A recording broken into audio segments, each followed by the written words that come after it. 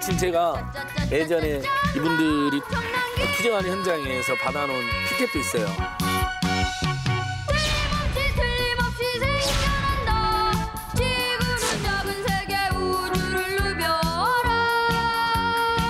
관악구청 옆에 우리 재화 노동자들의 삶과 노동 현장.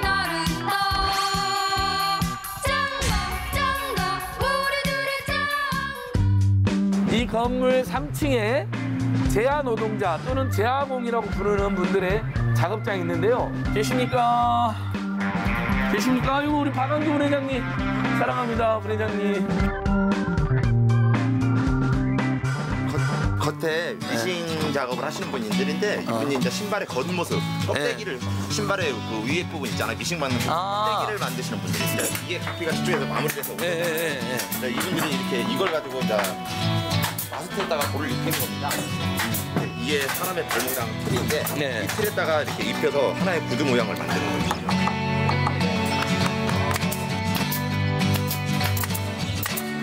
보니까 그 일하는 과정에서도 다칠 수도 있지만 온도 냄새도 굉장히 머리 아프겠네요. 그게 괜찮을까요? 이렇게 많이 맡으시면 완성이 돼가지고 이걸 안 맡으면 또 이게 잠이 안 와요. 아니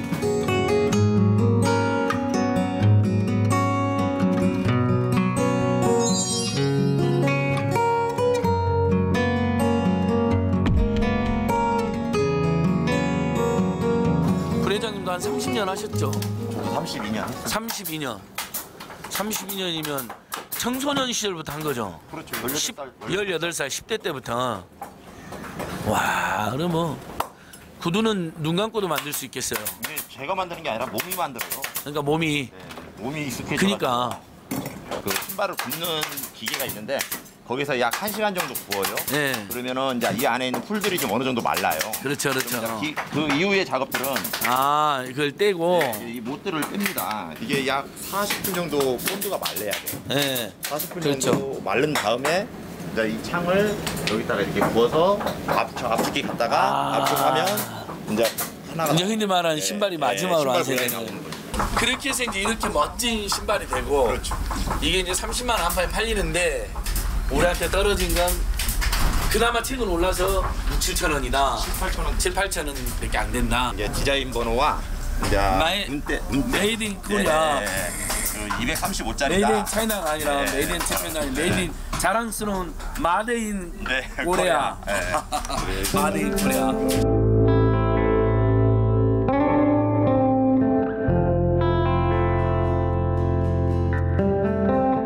만들 때마다 임금이 플러스 알파 되는 이 시스템이니까 한 컬레에 7,000원, 8,000원 이게 30년, 40년씩 했는데 이분들이 시간당 9만 원도 못 번다라는 게 나는 이게 상식적인 거냐라는 거예요. 20년, 30년, 40년 된 장인들이고 노하우를 가진 숙련공들인데 한 시간에 10,000원도 안 된다.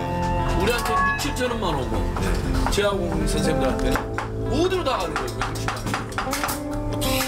사실상 뭐 본사하고 백화점이죠. 그러니까 일단은 백화점이 수수료 엄청 크대요. 거의 약 40%를 40%나.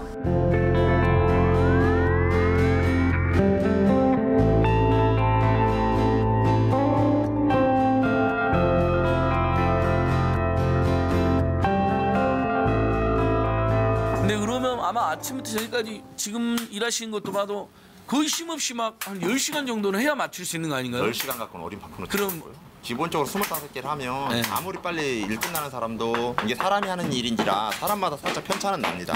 근데 아무리 빨리 끝난다고 해도 14시간 정도는 하고요.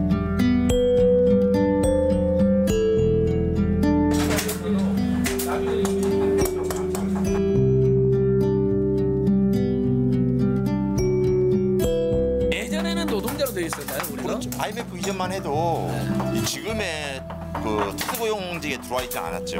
IMF 때 나라가 망하게 생겼으니까 대한민국에 있는 노동자들이 좀 그 피를 좀 감수하고 나라가 좀 안정적인 틀을 마련하기까지 좀 참아달라고 했던 세월이 그러면 그 20년이 흘렀지 않습니까? 그때 IMF 후에 전부 다 수사하자고 만들어졌거든요. 그런 제도를 정부가 만들어 놓은 거잖아요. 노동자성을 잃어버리게끔 만들어놨으면 20년이라는 세월이 흘렀으면 이분들이 왜 사장인지 이해를 시켰으면 좋겠어요.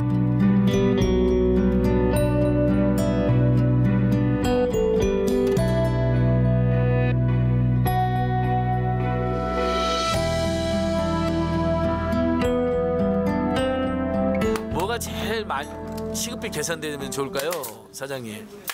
우리 입장에서는 뭐 4대 보험이나 퇴직금, 그다음에 월급이 좀 일정적인 거. 부모님 용돈. 수입이 들어오면 네. 생활이 되는데 네. 고정 수입이 안 들어오잖아요. 근데 그걸 맞추려면 하루에 14시간, 15시간 일해야 되는 거 아니에요? 그렇게 일가 맞추려면. 14시간 집에는 안 갈 수도 있죠. 집에를 안 가신 적도 있어요. 일가 맞추려고. 우리는 족수를 뽑아야 돈을 버니까. 그러니까, 아니 그럼 휴식을 어떻게 하고 가족들은 어떻게 하시려고. 우리는 밥 먹고 담배 한 대 피면 끝이에요. 그렇게 14시간, 15시간을 일하신다고요?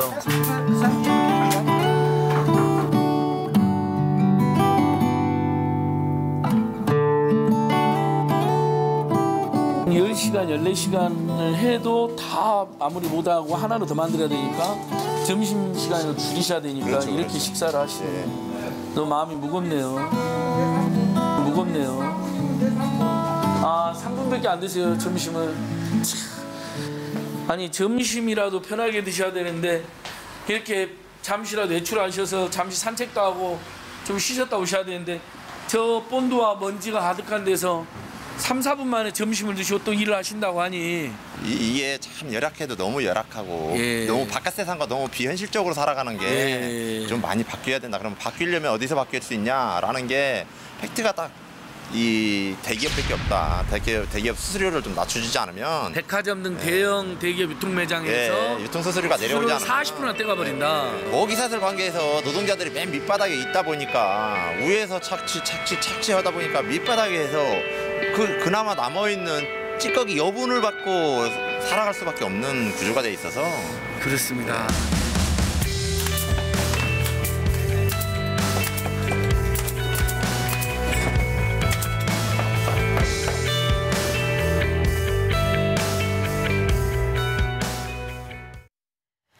네, 저 극장인 줄 알았어요. 70년대 영화 속의 장면을 보는 듯한 그런 느낌 여러분들 느끼셨죠? 네, 말이 됩니까? 식사 시간이 고작 3분이고요. 근데 저분들 경력은 보통 20년, 30년. 그런데 구두 한 켤레 그렇게 공들여서 만들었는데 한 켤레당 7,000원, 8,000원 받는데요. 이게 말이 됩니까?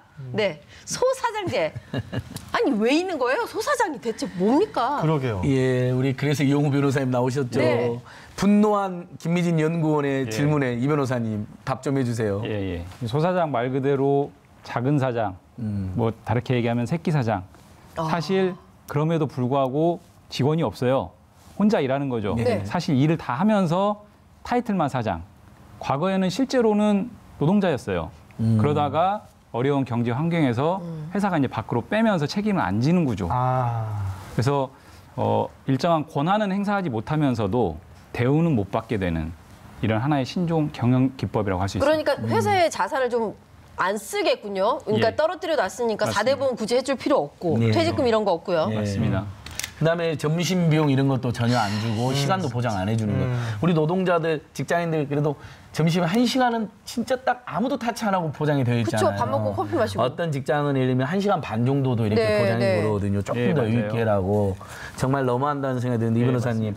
여기서 근데 우리 방송에 나온 것처럼 아니 세상에 이분들이 7, 8천 원 받으면 어떻게 삽니까? 20켤레를 겨우 만들어야지 뭐 14시간씩. 예. 그래야 이제 한 달에 200~300만 원이라는데 백화점이 40% 안팎, 예. 본사가 40% 안팎 이렇게 가져가도 되는 건가요? 이건 무슨 폭리 아닌가요? 그러니까 이게 사실은 수수료 구조가 좀 문제가 심각한데요. 예. 백화점이나 홈쇼핑의 이런 유통 구조에서 수수료가 너무 많이 떨어져 나가다 보니까 실제로는 가장 말단에 있는 우리 재화 노동자들이 실질적인 생활을 할 수 없을 정도의 저임금 구조에 좀 내몰리고 있습니다. 네.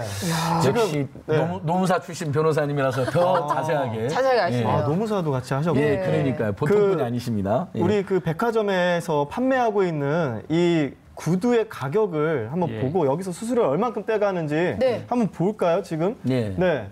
보시면 구두값이 27만 5천 원인데 네. 백화점 수수료로 9만 6천 원을 떼가고요. 이 원청이라고 하는 게 사실은 이 이분들이 가져가시는 게 아니라 예. 고용한 원청 업체가 가져가는 게 12만 원 정도. 예. 그러면 지금 결과적으로 얼마 정도를 가져가시는 거예요? 이 구두 한 켤레 만들었을 때? 그러니까 한 켤레 만들면 지금 작년에 1,500원 올라서 예. 7,000원 정도 수준인 것 같고요. 오른 거예요? 예, 직접 올랐습니다. 만드신 분들은 7,000원만 가져가시고 나머지 다 가져가는 거예요. 그렇죠. 그러다 보니까 예. 이런 어떤 저임금 구조를 해소하기 위해서는 수수료 인하가 반드시 좀 필요하다. 이런 목소리들이 계속 나오고 있습니다. 아, 인하가 보통 인하가 아니라 예, 대폭 인하를 해야 될 것 그러니까 같은데요. 제가 들은 더 충격적인 진실은 부추는 더 비싸대요. 부추는 90만 원, 기니까. 90만 원, 100만 원. 예. 근데 그거 힘들 만들면 10,000원 정도 떨어진대요. 아, 잠깐만. 그러니까 막 뒷목 땡기죠. 아니, 왜 오늘 주제를 잠깐 이상하게 예. 제가 지금 궁금한 게 있어. 또 드디어 궁금해요. 잠깐만. 뭡니까? 아이고. 저기요. 예. 잠깐만. 딱 봐도 예. 아까 쌤들 그 일하시는 거 보니까 노동을 하고 계시거든요. 네. 분명히 노동을 하고 계신데 왜 특수고용 노동자인 거예요? 뭐가 어떻게 특수하다는 거죠? 난 그것도 이해를 못 하겠네요. 왜 노동자라고 인정을 안 해주는 거죠? 예, 사실 이제 말 그대로 하면 특수고용 노동자니까 노동자인데 사실은 법적 개념은 아니고요. 네. 특수고용직 또는 특수고용 노동자, 특수 형태 근로 종사자 네. 매우 다양한 이름으로 불리고 있습니다. 그런데 이게 노동자냐 아니냐 논란이 있는 부분입니다. 명확하게 노동자다 아니다 이렇게 얘기할 수는 없고요.